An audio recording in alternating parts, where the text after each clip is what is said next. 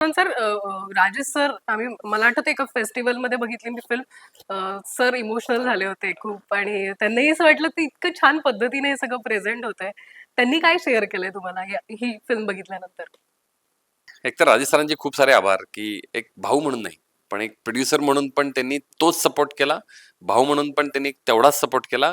आणि ह्याच्या पलीकडे जाऊन मी सांगण्याचा प्रयत्न करेन, जे मला वाटतंय मी आज बऱ्याच दिवसांनंतर बोलतो की मला आठवत नाही.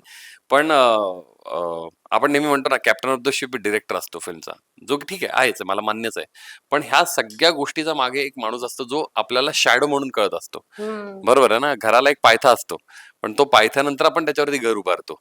तसं मला वाटतं आमचा एक स्ट्रॉंग पिलर, ज्याला आपण हे म्हणू, मलखांब म्हणू, ज्या एकच मलखांब असतो, जे राजेश सर आहेत, जे एका खांबावरती इतकी माणसं होती आणि हम्म. त्याला त्यांनी बॅलन्स करून ठेवला होता. हा. त्यामुळे त्यांचं जे कौतुक आहे ॲज अ भाऊ म्हणून, त्यांचं जे कौतुक आहे ॲज अ प्रोड्युसर म्हणून, की आपल्या डिरेक्टरनी आपण जशी सिनेमा लिखित पाहिला होता, तो तसाच्या तसा सिनेमा थिएटरमध्ये बघणं आणि लोकांनी त्याच ताकदीने त्याला अप्रिशिएट करणं, ह्याचा डेफिनेटली भाऊक होणावाला क्षण होता.